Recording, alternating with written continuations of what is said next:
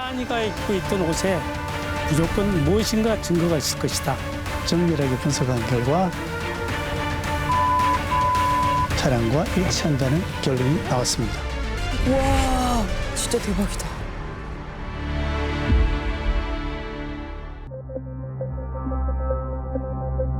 무작정 자료부터 열심히 이제 들여다보셨습니다. 그때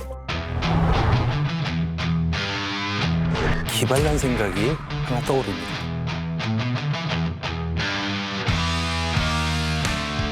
찬이가 입고 있던 옷에 무조건 무엇인가 증거가 있을 것이다.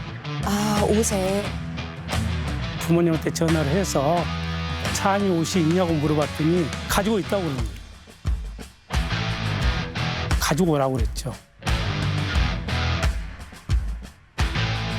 옷을 다 뒤져보니까 어머, 선명하게 찍혀 있네요. 이게 정확히 뭐죠? 타이어 자국 저기가 딱 찍혔더라고. 와, 타이어 바깥 표면에 있는 고무 패턴을 트레드라고 하는데요. 모델마다 그 모양이 다릅니다. 그걸 비교해보면 어느 정도는 용의자 압축이 가능할 수도 있죠. 타이어 종류가 한두 개가 아니잖아요. 당시 그랜저에 장착할 수 있는 타이어 국산으로만 수백 종이었다고 합니다. 야, 탁 형사님은 카센터 수십 군데를 일일이 돌면서 카탈로그를 모읍니다. 그리고 140여 종의 카탈로그하고 찬이 옷에 찍힌 흔적을 국과수로 보냅니다. 결과가 어떻게 나왔나요?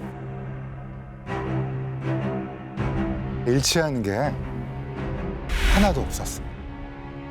그럼 국산이 아니라 외제 타이어였나요? 하지만 탁 형사님은 포기하지 않았습니다.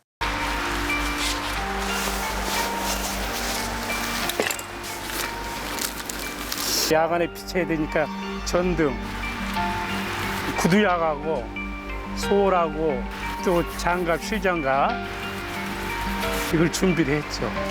란턴을 이렇게 해서 이게 멀리서 이게 비춰야 돼요. 가까이 있으면 안 되니까 멀리 이렇게 놓고 불을 잘 맞춰가지고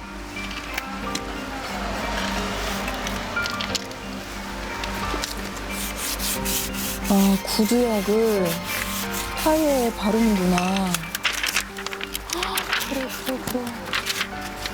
종이에다 찍으시는 거예요?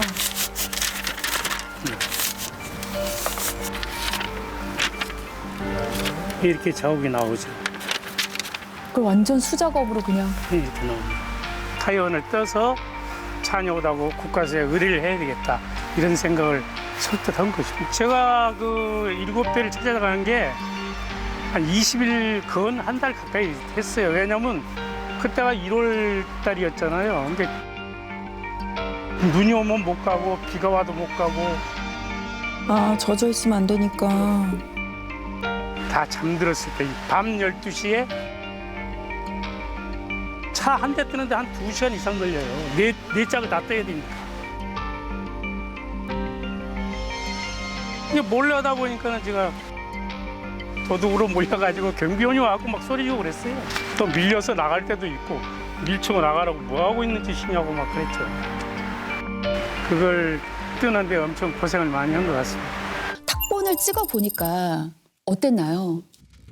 7대의 그 용의 차량 중에 3대가 찬이 옷에 찍힌 것과 비슷했습니다.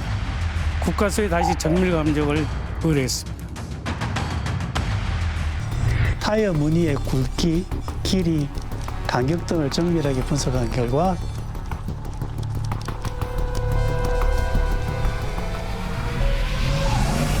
서울 임무 9716 차량과 일치한다는 결론이 나왔습니다. 와, 진짜 대박이다. 어떤 차주였죠? 사건 한 달 전부터 미국으로 출국해 있었던 것이 확인됐던 그 부부의 차량입니다. 일찌감치 용의 선상에서 완전히 배제됐던 인물이었습니다. 그럼 어떻게 된 일이죠? 미국에 있던 부부가 운전했을 리는 만무하고요. 다른 누군가가 운전했다는 얘기가 성립이 되겠죠. 도난당한 게 아니라면 가족이나 친척, 친구 등의 가까운 사이일 테고요. 누굴까요?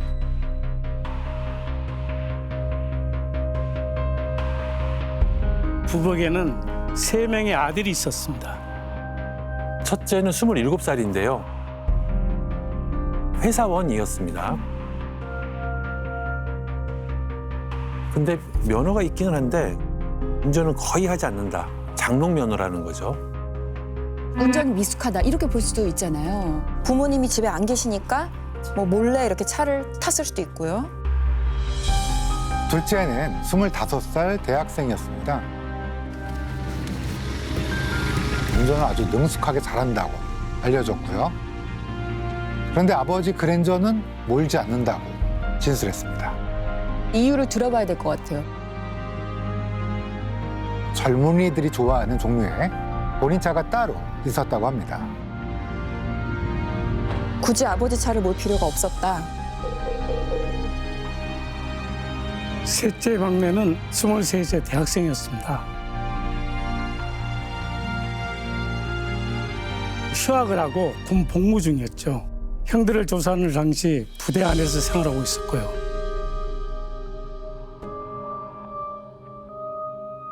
첫째를 좀 의심해봐야 되지 않을까 싶어요. 첫째와 둘째를 먼저 불러서 설날에 그 알르바이트 물어봤더니 둘이 같이 친척집에 갔었다고 답했습니다. 못 타고 갔대요? 아버지 그랜저가 아닌 그 둘째 아들 차로 다녔다고 2명이 똑같이 진술했습니다. 찬이의 옷에 남아있던 자국은 분명히 이 집이 소유하고 있는 그 갓그랜저의 타이어 자국이 맞았잖아요. 귀신이 꼭 할 노릇인데요? 거짓말 탐지기 조사에 들어갔습니다. 범인을 알고 있냐는 질문에 두 형제 모두 모른다고 답했어요. 그런데 거짓 반응이 나왔습니다. 둘이 뭔가가 있나 보다. 범인이 누군지를 알고 있었다는 얘기죠. 둘이 서로 숨겨주고 있는 걸 수도 있고. 아니면 또 다른 가족일 수도 있다라는. 두 형제가 알고 있는 범인은 바로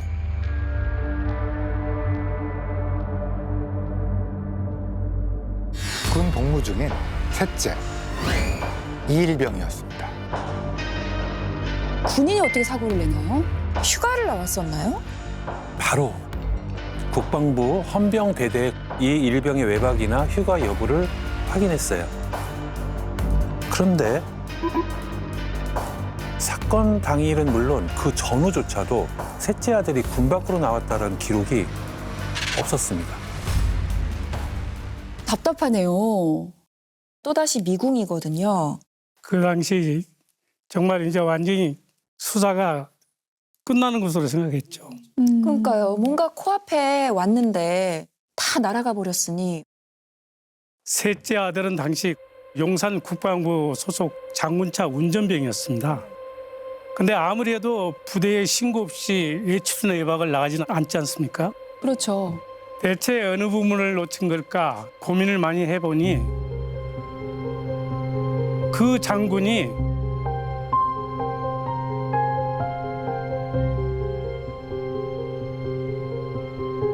셋째의 삼촌이었습니다. 운전병이 장군의 조카다. 군대에 가서 삼촌 차를 운전해주는 역할을 맡은 거네요. 일병이었던 셋째 아들은 잠깐 외박을 나가거나 외출을 나갈 때도 삼촌 좀 밖에 나갔다 들어오겠습니다 하고 그래라 그러지요 승낙을 했죠. 군의 그 협조를 얻어가지고 조사를 시작했는데 이 일병은 긴장한 기색이 전혀 없고 태연했어요. 어떻게 그러지? 범인이 아닌가? 사건 당일 행적에 대해서 물었는데요. 오후 6시에 부대에서 나왔고 6시 40분경 압구정동 집으로 갔다고 합니다. 그리고 옷을 갈아입고 서초동에 있는 친척 집으로 갔다는 거예요. 세뱃돈을 받기 위해서 말이죠. 친척 집에 갔던 것은 사실로 확인되고요. 저녁 7시경에 나와서 삼성동에 있는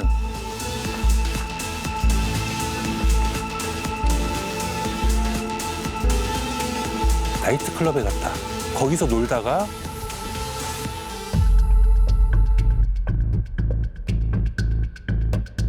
밤 12시경 택시를 타고 집으로 돌아갔다. 그렇게 진술했습니다.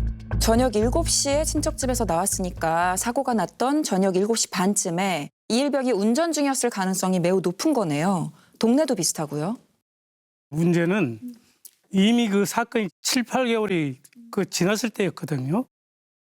그때는 뭐 CCTV나 블랙박스 같은 게 일체 없었으니까 사실하기가 불가능했습니다. 의심은 지금 너무 가는데 증거가 없으니까 너무 답답하네요.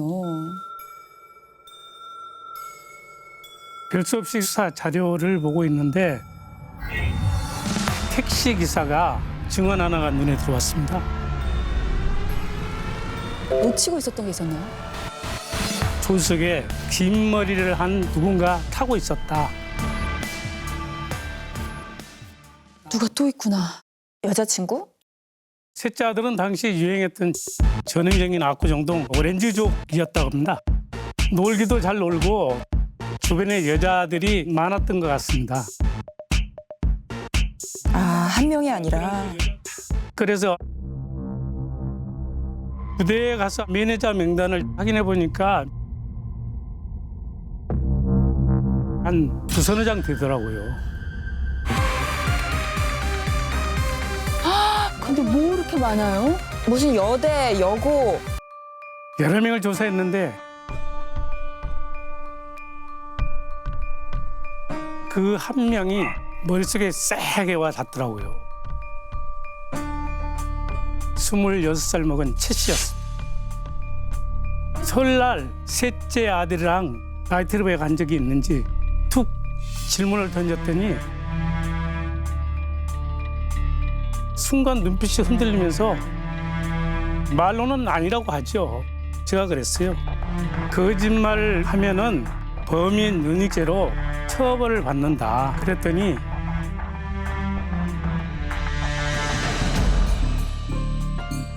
눈물이 글썽거리면서 모든 것을 시인하고 사실대로 말을 하더라고요.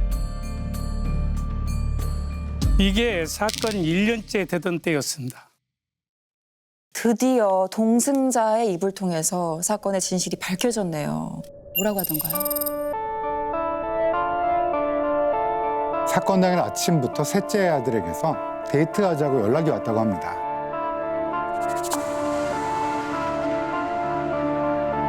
저녁 6시에 셋째 아들의 집 앞에서 만났고 그랜저를 타고 출발했다고 합니다.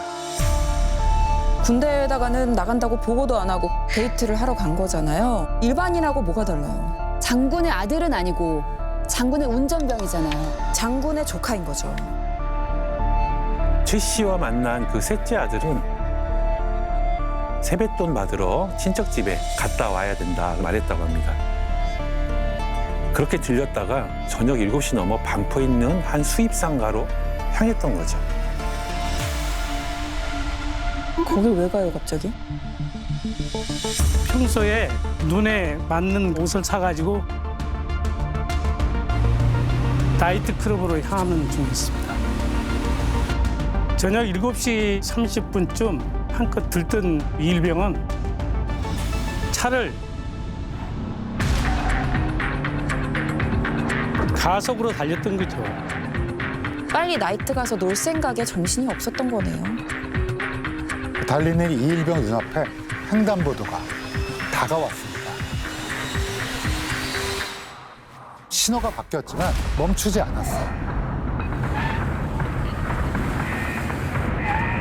그때 햄버거를 먹고 신난 찬이가 형들보다 먼저 길을 건너기 시작했고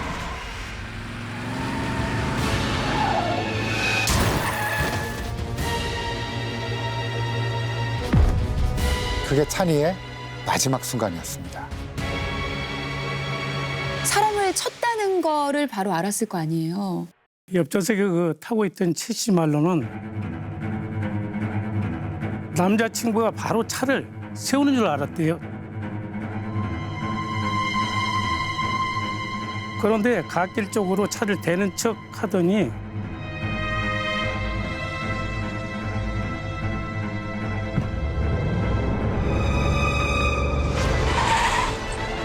속력을 푹 내고 그냥 달렸다는 거예요.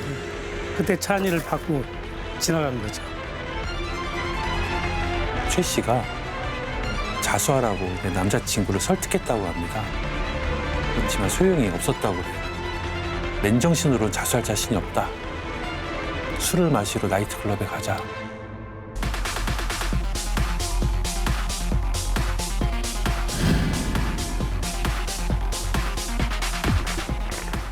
어찌 보면 이게 살인이잖아요. 다음 날이라도 술이 깨고 나서 자수를 하러 갔어야 되는데